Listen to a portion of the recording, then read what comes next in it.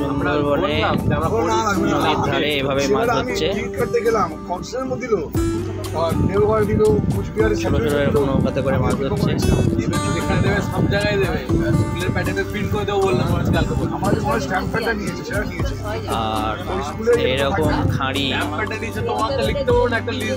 অসংখ্য এরকম খাঁড়ি আছে। মূল নদী থেকে ছোট ছোট খাঁড়ি, ছোট খাঁড়ি, মাঝারি খাঁড়ি, এরকম বিভিন্ন ধরনের খাঁড়ি রয়েছে।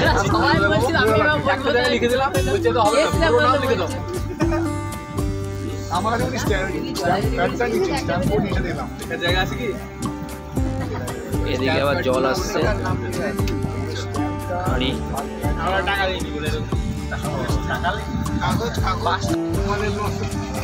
আমাদের লঞ্চ ইচ্ছা করার পেছনে এলো। হাতে নিতে হবে কেন ভাই? একটু আগে গেলে কি হবে? হাতে নিতে হবে, একটু আগে গেলে কি হবে? পাবে না, পরে করবো। হ্যাঁ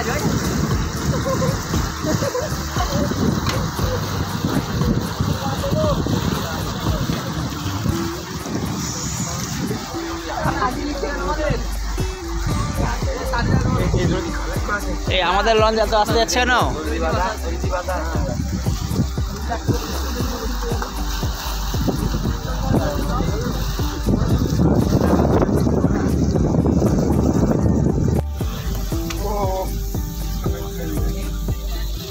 বন্ধ করে দিলে আমি তুলছি বলে অন্যায়।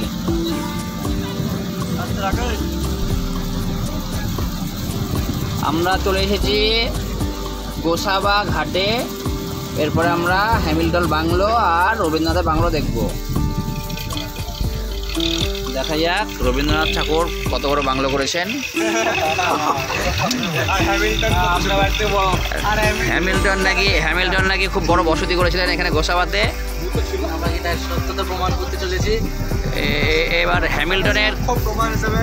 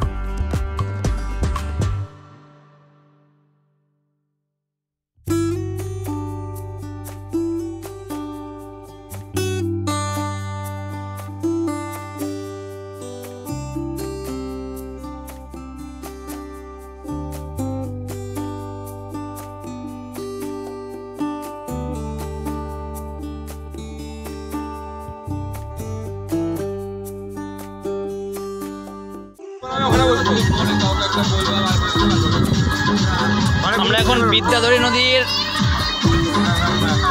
নদীতে যাচ্ছি। সজনেখালি দিকে যাচ্ছি, আরো অনেক বোট। বিকেলে পরন্ত রৌদ্রে খুব সুন্দর লাগছে। এই যে সূর্য, রোদ ঝলমলে আবহাওয়া আজকে। আমরা হরিণ দেখার উদ্দেশ্যে যাচ্ছি এখন। আমার সোনার হরিণ চাই। আচ্ছা, আমার রূপ হলেই হবে, আমার হরিণ হলেই হবে।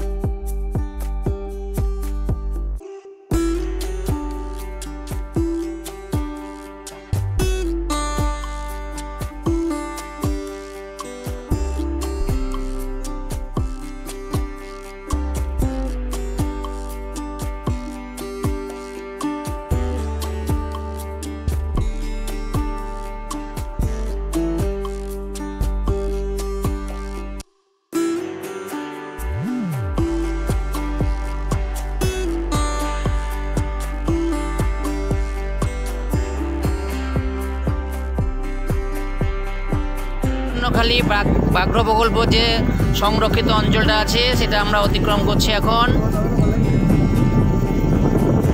বিদ্যাধরী নদীতে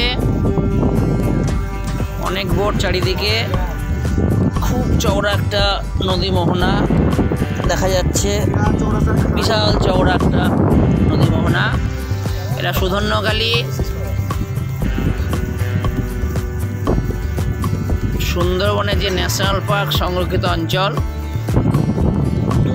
সেই ন্যাশনাল পার্কের মূল আমরা ডান দিকে এই অংশটা দেখতে পাচ্ছি।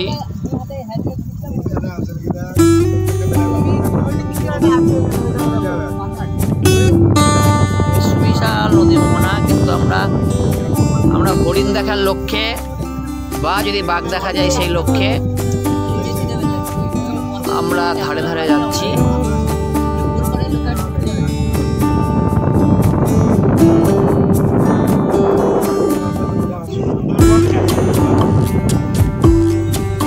শুধুই ম্যানগ্রোভ আর ম্যানগ্রোভ, মাঝে মাঝে ছোট ছোট মাঝারি কিছু খাঁড়ি আর সুবিশাল নদী মোহনা, বিদ্যাধরী নদীর সুবিশাল নদী মোহনা। সুধন্যখালি অতিক্রম করলাম আমরা, এবার সজনেখালির দিকে আমরা যাচ্ছি। সামনে আমাদের ট্রলার আছে, আমাদের ট্রলার একটু পিছনে আছে, কিন্তু এখনো পর্যন্ত আমরা কোনো বাঘের দেখা পাইনি। সজনেখালিতে গিয়ে হয়তো পাখির দেখা পাবো।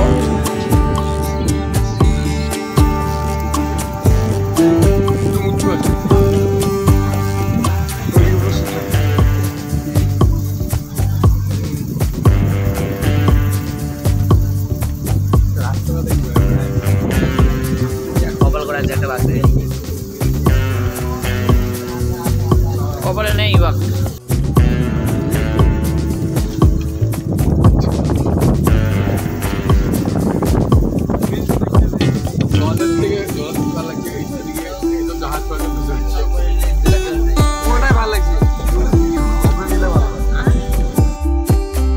আজকে দ্বিতীয় দিন সুন্দরবনের ট্যুরের মর্নিংয়ে বিদ্যাধরী নদীতে সূর্যোদয় খুব সুন্দর লাগছে। চারিদিকে বোটগুলো দাঁড়িয়ে আছে পর্যটকদের জন্যে।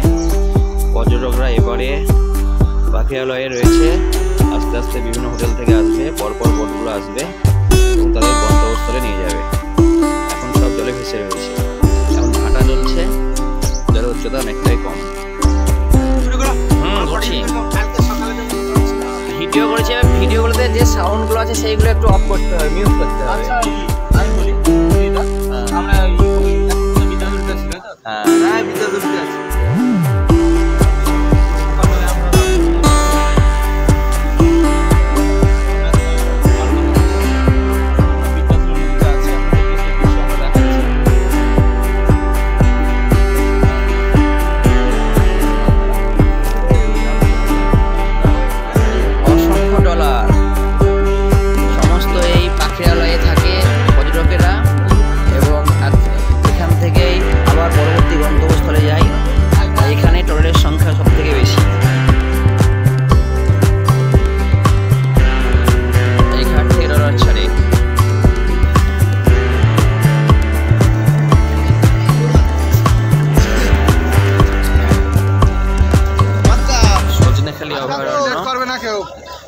এগিয়ে চলো, সামনে এগিয়ে চলো।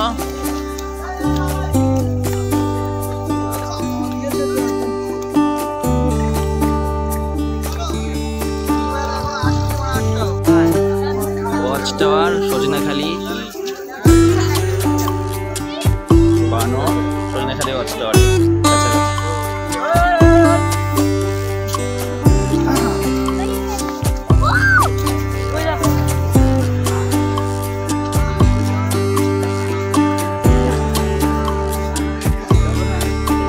যে শ্বাসমূল পড়ানো হয় ভূগোল বইতে, এখানে দেখা যাচ্ছে প্রচুর অসংখ্য শ্বাসমূল। এই শ্বাসমূলগুলো একটু মোটা ধরনের। এর আগে যে শ্বাসমূলগুলো দেখেছিলাম বকখালিতে, সেগুলো একদম সূচের মতো তীক্ষ্ণ ছিল, এগুলো একটু মোটা। চরিত্রে কোনো অধিমূলে হাত দেওয়া আছে। অধিমূল আমরা বোঝাই যে গাছের কাণ্ড চওড়া হয়ে মাটিতে প্রবেশ করে, সেটা অধিমূল। এখানে আমরা দেখতে পাচ্ছি অধিমূল। আর আশেপাশে উদ্ভিদের অনেক অসংখ্য শাসন। এখন আমরা বিদ্যাধরী নদী থেকে আমরা সুন্দরবন যে ন্যাশনাল পার্ক, সেই ন্যাশনাল পার্কের খাঁড়িতে আমরা প্রবেশ করলাম। এখান থেকেই মূল ন্যাশনাল পার্ক শুরু। ভেতরে যাওয়ার জন্য আলাদা পারমিশন করতে হয় সজনেখালি থেকে। সজনেখালি থেকে পারমিশন করে আমরা এখন সুন্দরবনের ন্যাশনাল পার্কের ভেতরে আমরা প্রবেশ করছি। এখানেও খাঁড়িগুলোতে যাওয়ার পথে যদি ভাগ্য থাকে তাহলে হয়তো বাঘের দেখা মিলতে পারে। এখন ভাটা চলছে, ধারে আসতে পারে। আমরা এখন সুদর্ণখালী ব্যাঘ্র প্রকল্প যেটা, সেখানে আছি। হ্যাঁ হ্যাঁ, কাঁকড়া গাছ দেখলাম, ধুদুল দেখলাম, গর্জন, ধুদুল, কাঁকড়া এগুলো চেনা হলো। এটা সুন্দরী, এটা সুন্দরী, এটা সুন্দরী বৃক্ষ। হ্যাঁ, এটা দেখো কৃপা, এটা চেনা গেল। মঠ গড়ান, গড়ান গাছটা চেনা যাবে। এটা মঠ গড়ান, ম্যাক্সিমাম বানি। এইটা সুন্দরী, সুন্দরী গাছগুলো জায়গায় চেনা যাচ্ছে। কাঁকড়া গাছ এগুলো। হ্যাঁ, চলো আশাবাদে সব ছবি তুলবো। ভিডিও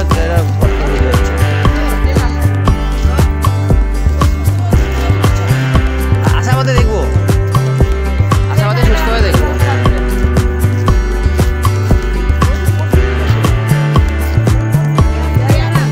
কি গাছ? হ্যাঁ, এসে সব ছবি তুলবো একটা একটু।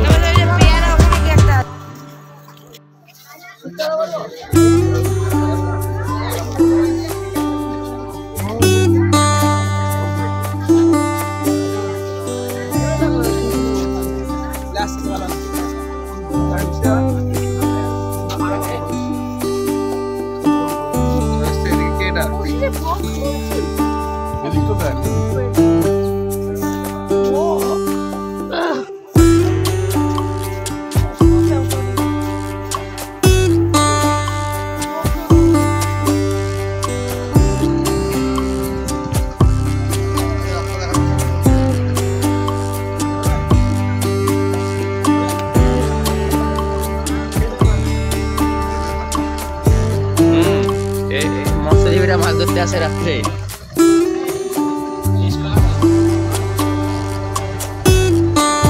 ধুদুল গাছ দেখো, ধুদুল গাছে ধুদুল ধরে আছে।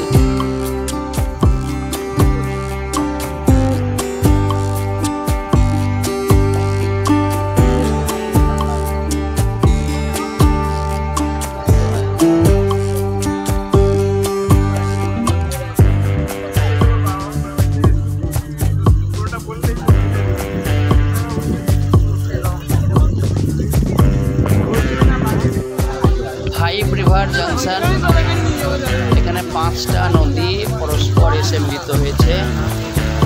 আমরা এরপরে দোবাকির দিকে যাত্রা করব। বিশাল এরিয়া জুড়ে অবস্থান করছে।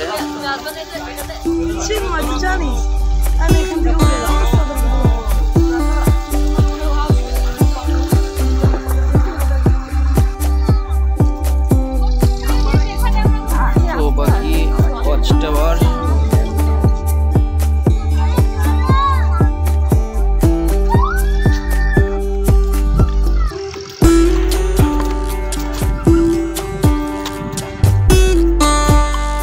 দোবাকি ওয়াচ টাওয়ার।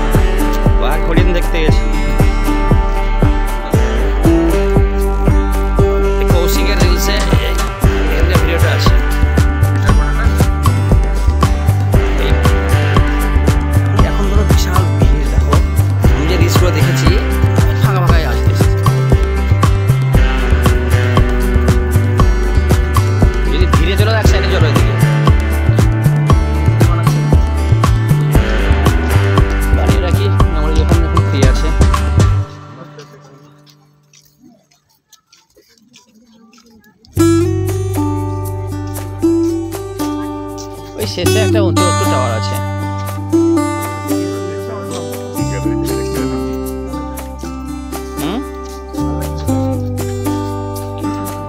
এত লোক না থাকে, যদি অল্প আমরা আসতাম না একটু ভালো লাগতো।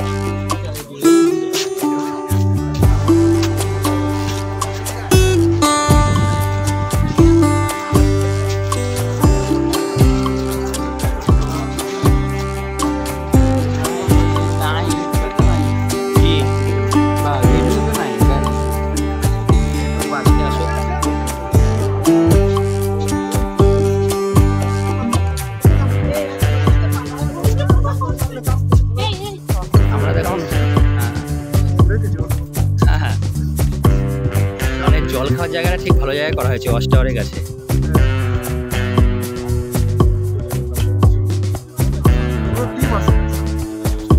আরো ভালো লাগতো।